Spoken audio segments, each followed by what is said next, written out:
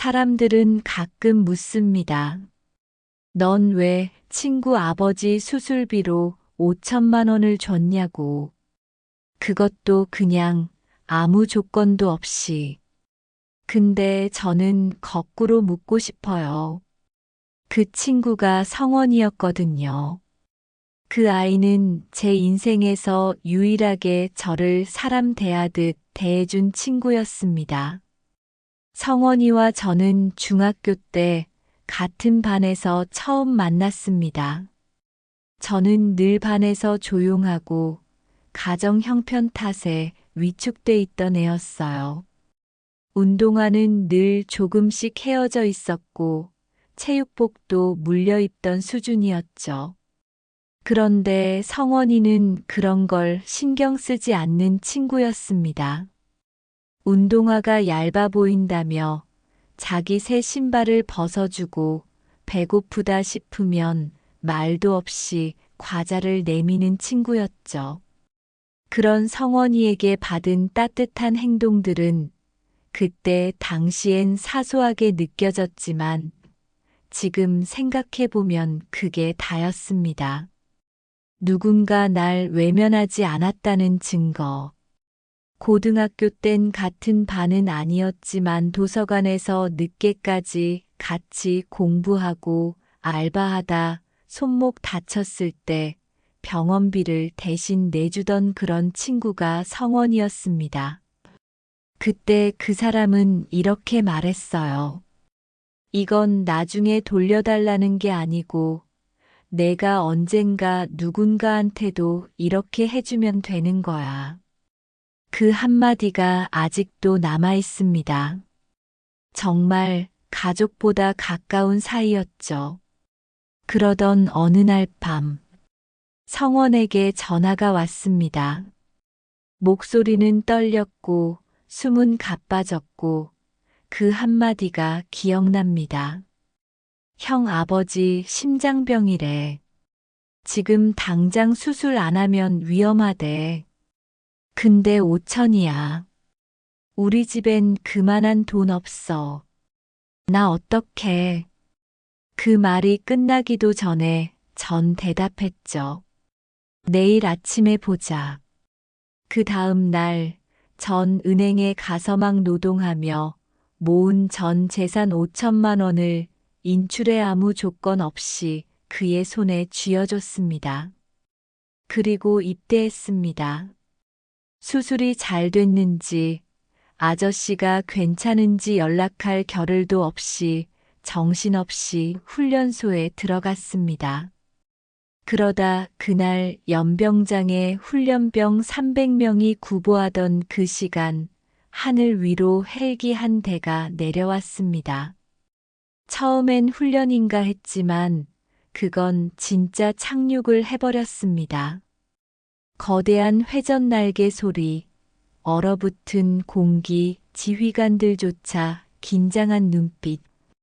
헬기에서 정장을 입은 남자가 내리고 그 뒤를 따라 낯익은 얼굴이 내려왔습니다. 성원의 아버지 박재영 씨였습니다.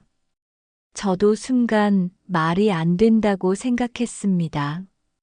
그렇게 조용히 살던 분이 헬기를 타고 연병장에 그럴 만한 힘이 없는 분인데 어떻게? 나중에야 알게 됐습니다. 박재영 씨는 군에서 꽤 신임을 받던 분이었습니다. 그가 현역 시절 육군 대학에서 전략 과목을 가르치던 시절이 있었는데 그때 가르쳤던 한 제자가 있었습니다. 그 제자는 학창 시절 늘 박재영의 수업을 가장 진지하게 듣던 사람이었고 그의 냉철한 판단력과 리더십 무엇보다 강직한 태도에 깊은 영향을 받았다고 합니다. 세월이 흘러 그 제자는 항공부대의 중령으로 승진했고 우연히 성원에게서 아버지의 근황을 듣게 되었습니다. 박재영이 그렇게 숨어 살고 있었다는 걸 알게 된 그는 그간 받은 가르침과 영향을 마음속에 담아두고 있었기에 이건 내 인생에서 반드시 갚아야 할 빚이라 생각했다고 합니다. 그래서 자신이 가진 권한 안에서 조용히 소형 헬기를 편성해 면회를 주선해 준 겁니다. 공식적으론 아니었지만 훈련소 측도 박재영의 과거 이력을 알고 있었기에 형식보다 진심을 우선으로 여겨 조용히 협조해 준 것이었습니다. 공식적으론 아닙니다. 다만 옛 스승에게 마지막 예우를 다하고 싶었던 마음이었고 훈련소 측도 조용히 허락한 셈이었습니다. 그렇게 세상에서 사라졌던 한 사람이 이제 앞에 다시 나타난 겁니다. 훈련이 끝나고 저녁 무렵 갑작스레 생활관에 지휘관이 찾아왔습니다. 윤찬 훈련병, 당장 지휘 통제실로 이동한다. 방문자 있으니 지정된 면회실로 간다.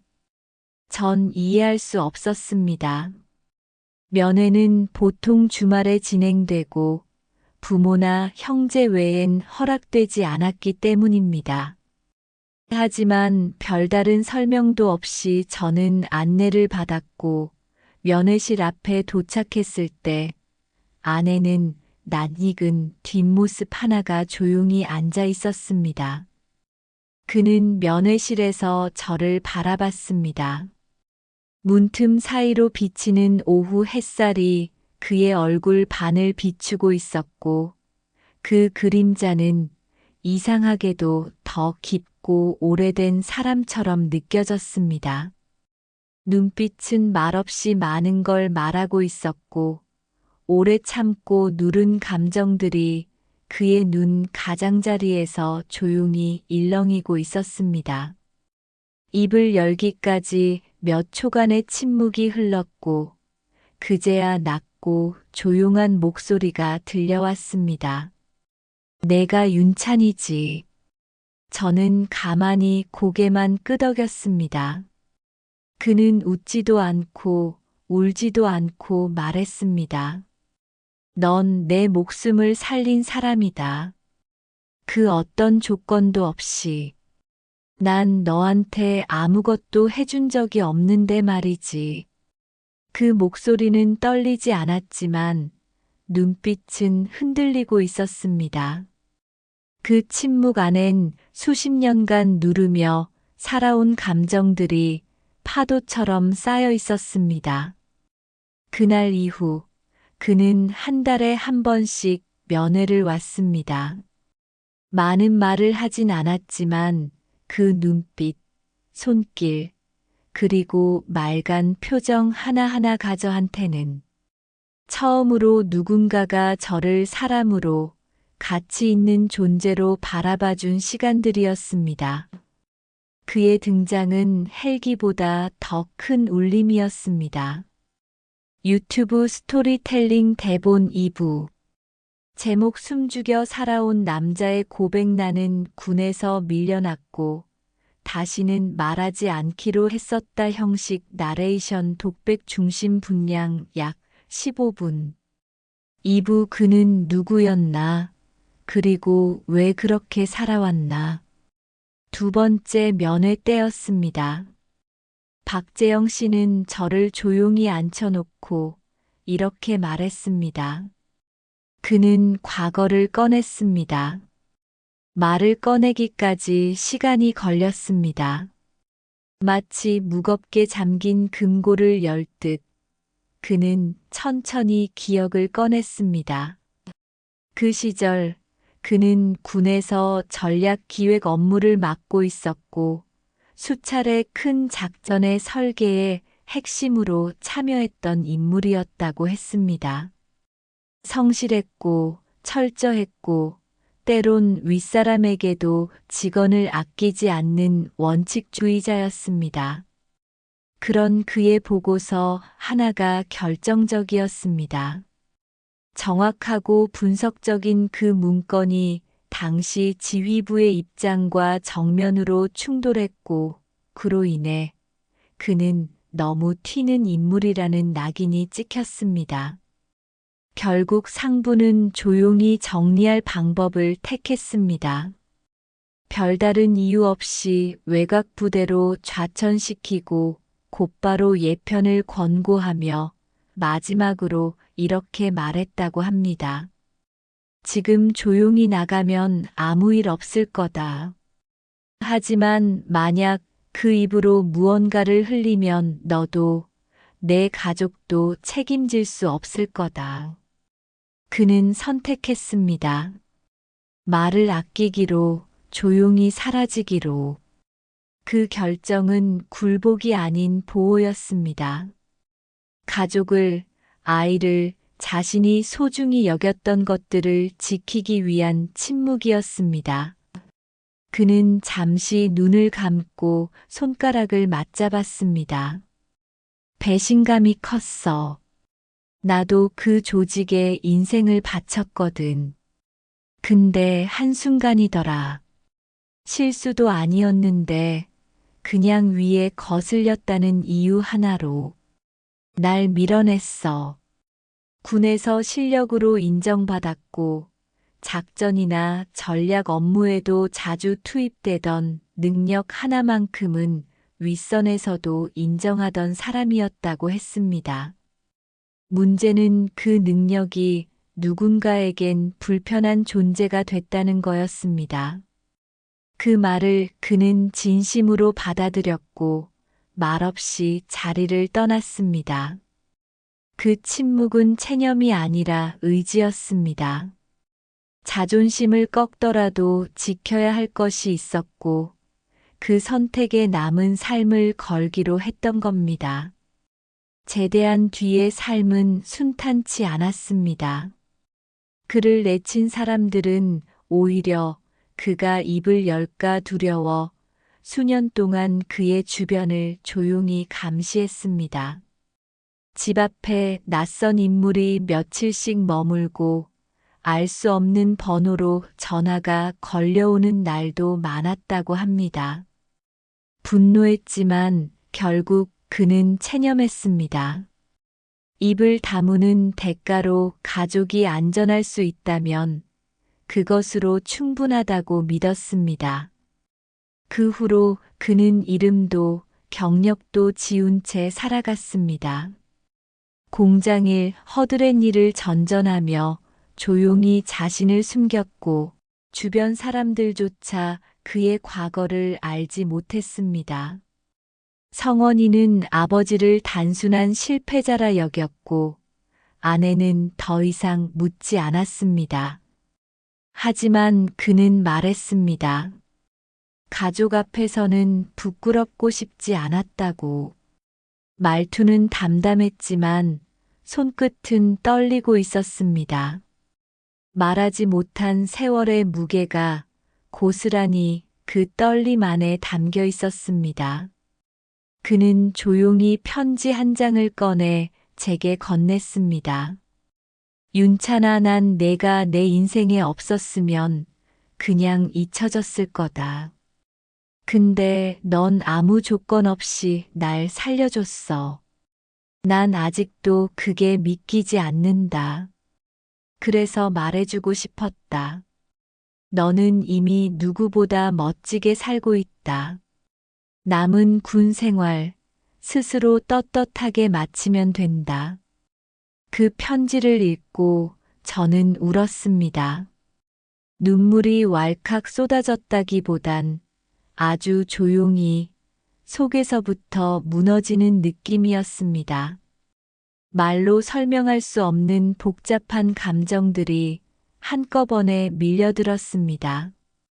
누구에게도 인정받지 못했던 지난 시간 처음으로 누군가가 내 존재를 깊이 들여다보고 이해해 주었다는 감정. 그 고마움, 외로움, 안도감, 그리고 미안함까지 그 모든 것이 한순간에 겹쳐져 가슴을 벅차게 했습니다. 그건 단순히 고맙다는 말이 아니었습니다. 누구에게도 이름 없이 사라졌던 한 사람이 마지막으로 자신을 누군가에게 인정받고 싶었던 갈망이었습니다. 그가 매달 면회 오는 이유는 고마움과 응원의 마음이 섞여 있었기 때문일 겁니다. 자신을 살려준 젊은 청년이 군 생활을 무사히 마치길 바라는 진심, 그리고 그가 이제는 더 이상 누굴 눈치 보지 않아도 되는 상황이라는 것도 작용했겠죠. 그를 내쫓았던 이들은 이미 은퇴하거나 군을 떠났고, 지금은 그가 가르쳤던 후배 세대가 현직에서 활약하고 있었습니다. 이제는 눈치 볼 대상도 두려워할 이유도 없어진 겁니다. 그리고 무엇보다도 그날 면회실에서의 그 짧은 순간이 모든 걸 말해주고 있었습니다. 말없이 제 손등 위에 놓인 그의 손. 어떤 위로도, 어떤 말보다 그 손길 하나가 더 따뜻했습니다. 우리 둘 다 아무 말도 하지 않았지만 서로가 서로의 상처를 잠시나마 덜어준 듯한 그 침묵의 시간. 그 기억이 그의 발걸음을 다시 이끌었던 건 아닐까 생각합니다. 감사보단 자신의 마지막을 누군가에게 믿고 맡기고 싶어서였다는 걸 그제야 알 수 있었습니다. 그리고 그 누군가가 바로 저였습니다. 그때 처음으로 생각했습니다. 사람이 사람을 구할 수 있다는 말은 이럴 때 쓰는 말이 아닐까 하고요. 3부 저녁 이후 진짜 삶이 시작되었다. 시간이 흘렀고 어느덧 저녁을 맞이하는 날이 다가왔습니다. 그동안의 시간들이 주마등처럼 스쳐 지나갔고 막상 그 끝에 서보니 기분이 묘했습니다. 저녁식은 조용하면서도 뭉클했습니다. 함께 땀 흘리고 웃던 동기들이 하나둘씩 박수를 쳤고 생활관장님은 제 손을 꼭 잡고 말했습니다. 윤찬아, 고생 많았다. 정말 잘해줬어. 군악대의 음악소리, 햇살에 반짝이는 철제 울타리, 그리고 그 순간의 바람까지도 오래 기억에 남을 것 같았습니다. 눈물이 날 줄 알았는데 마지막 경례를 마치고 나니 이상하게도 마음이 아주 가볍고 평온했습니다. 마음은 홀가분했지만 막막하기도 했습니다. 이제는 군복도 규칙도 누가 챙겨주는 생활도 없습니다. 스스로의 삶을 스스로 살아가야 했습니다. 하지만 그 막막함 속에서 한 가지는 확실히 달라져 있었습니다. 내가 혼자가 아니라는 것. 처음으로 스스로를 믿어주는 사람을 만났고 그 사람이 나를 다시 일으켜 세워줬습니다. 저녁 후 저는 막노동으로 돌아가지 않았습니다. 성원이 아버지 박재영 씨가 말했습니다. 넌 손으로만 사는 사람 아니야. 머리도 마음도 따뜻한 사람이야. 그런 사람은 사람을 도우며 살아야 해. 그 말이 계기가 되어 사회복지사 공부를 시작했습니다. 도움을 받던 사람이 누군가를 돕는다는 그 사실 하나로 매일을 버텨낼 수 있었습니다. 공부는 쉽지 않았습니다. 나이도 어중간했고 사회복지 이론은 생소했습니다. 하지만 미래를 꿈꾸며 공부했고 좋은 성적으로 합격했습니다. 사회복지사 공부를 마치고 청소년 보호센터에서 일하고 있습니다. 길에서 방황하던 아이들에게 따뜻한 저녁 한 끼를 주고 조금이라도 더 듣고 조금이라도 더 안아주려 노력합니다. 센터에 온 아이 중 한 명이 말했죠. 형도 그냥 시간 때우다 갈 거잖아. 다 그랬어. 그 말에 잠 못 이루던 밤도 많았습니다.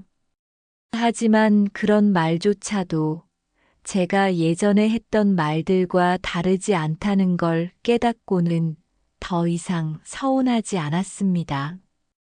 오히려 내가 해줄 수 있는 게 많지 않아 미안했죠. 가끔 성원이와 박재영 씨도 들릅니다. 셋이서 웃으며 옛 이야기를 나누고 조용히 함께 밥을 먹습니다. 어느 날 박재영 씨가 조심스레 말했습니다.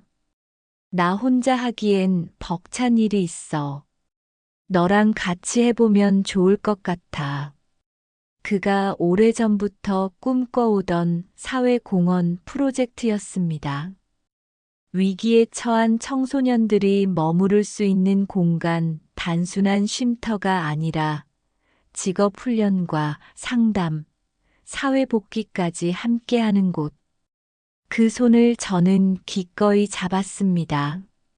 서로의 삶에서 서로를 통해 다시 살아난 두 사람. 이제는 함께 누군가의 버팀목이 되기 위해 같은 방향을 바라보며 나아가고 있습니다. 청소년 보호센터에서 자란 아이들 중 일부는 이제 대학에 진학해 사회복지를 전공하고 있고, 어떤 아이는 지역 뉴스에 소개될 만큼 훌륭한 요리사가 되었습니다. 가끔 그 아이들이 고맙다며 찾아올 때면 저와 박재영 씨는 말없이 서로를 바라봅니다. 그 순간 정말 잘 살아왔구나 하는 마음이 조용히 스며듭니다. 이 모든 것은 한 사람의 작은 용기, 그리고 또 한 사람의 깊은 신뢰로부터 시작된 일이었습니다. 작은 쉼터 하나로 시작했습니다. 헌 옷을 수선에 입히고 남는 도시락을 모아 끼니를 챙겼습니다. 하지만 그 작은 따뜻함들이 입소문을 타고 동네 방송국에서 한번 소개되더니 언젠가부터 기적의 센터라는 말이 붙기 시작했죠. 시청에서 연락이 왔고 지방교육청에서도 같이 해보고 싶다는 제안이 들어왔습니다. 그땐 알았습니다. 우리가 만든 이 작은 공간이 누군가에겐 마지막 희망이었다는 걸요. 그리고 지금 그 사회공헌 프로젝트는 전국적인 모범 사례로 선정되어 다른 지역에도 모델처럼 확산되고 있습니다.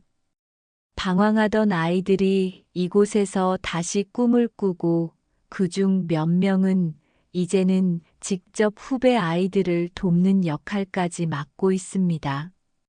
최근엔 지방자치단체와 협약도 맺어 청소년 보호와 자립 지원을 통합하는 시스템 구축에까지 참여하게 되었고, 윤찬과 박재영은 함께 그 위원회의 고문 자격으로 활동 중입니다.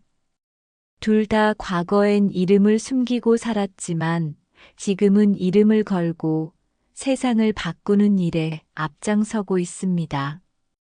윤찬은 요즘 TV 방송에 출연해 자신이 겪은 이야기들을 사람들과 나누고, 신문이나 잡지에도 인터뷰가 실릴 만큼 많은 관심을 받고 있습니다.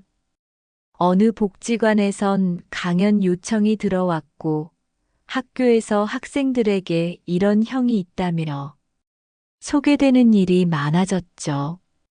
박재영 씨 역시 자신이 지나온 이야기를 조용히 전하는 자리들이 생기기 시작했고, 아이들이 직접 찾아와 인생 상담을 요청할 정도가 되었습니다.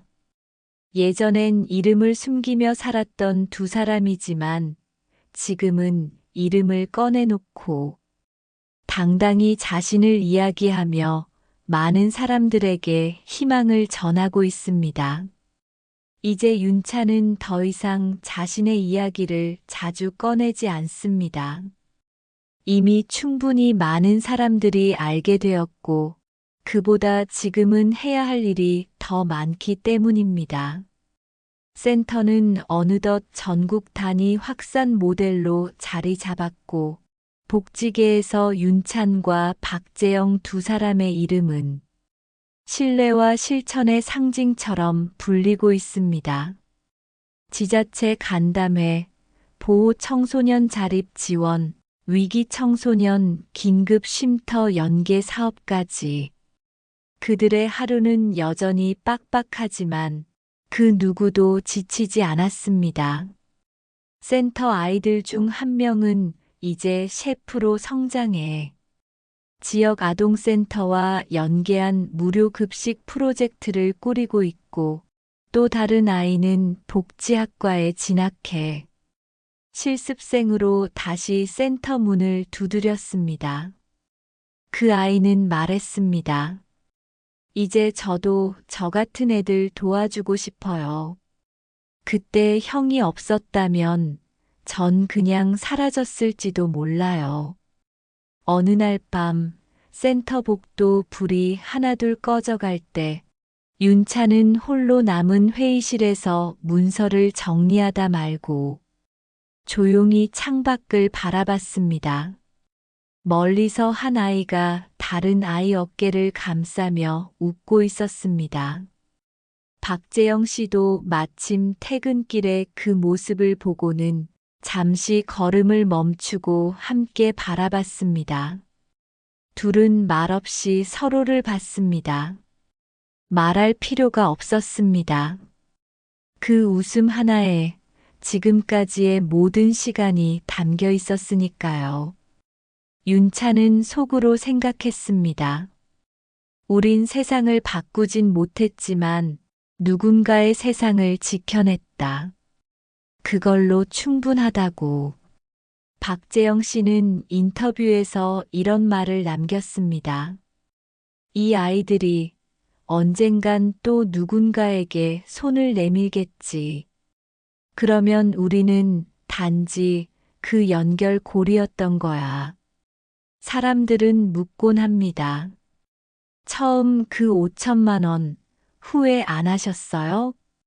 윤찬은 웃으며 대답합니다. 그 돈으로 한 사람을 살렸고, 지금은 수많은 사람이 살아가고 있어요. 그런 투자는 다시 해도 또 할 겁니다. 이 이야기는 이제 끝이 아닙니다. 센터는 계속 자라고, 아이들은 어른이 되고, 또 다른 윤찬, 또 다른 박재영이 되어 다음 세대에게 손을 내밀고 있으니까요. 이건 단지 두 사람의 이야기가 아니라 누군가를 믿어본 모든 사람의 이야기입니다. 저녁 햇살이 센터 앞마당을 물들일 때 아이들이 삼삼오오 모여 축구를 하고 윤찬은 박재영과 나란히 앉아 조용히 말합니다. 이제야 진짜 내 삶을 살고 있는 것 같아요. 박재영은 조용히 고개를 끄덕입니다. 그리고 둘은 오래된 벤치 위에서 말없이 웃습니다. 그 웃음이 곧 이야기의 마지막 문장이 됩니다. 이 이야기는 거창한 영웅담이 아닙니다. 단지 누군가를 외면하지 않고 한 번쯤 손 내민 사람들의 이야기입니다. 작은 선택이 누군가의 인생을 바꾸고 그 바뀐 인생이 또 다른 생명을 살릴 수 있다는 것. 그 사실 하나만으로도 우리는 살아갈 이유가 충분합니다. 때로는 세상을 바꾸는 건 거대한 힘이 아니라 조용히 곁을 지키는 마음입니다. 혹시 여러분도 누군가에게 따뜻한 손길을 받았던 기억이 있으신가요? 혹은 작지만 누군가의 삶에 빛이 되어준 적 있으신가요? 여러분의 소중한 경험을 댓글로 나눠주세요. 함께 나누며 서로의 공감과 위로가 되어주세요. 그 이야기가 또 다른 누군가에게 용기가 될지도 모릅니다. 오늘의 기막힌 보따리 들어주셔서 감사합니다.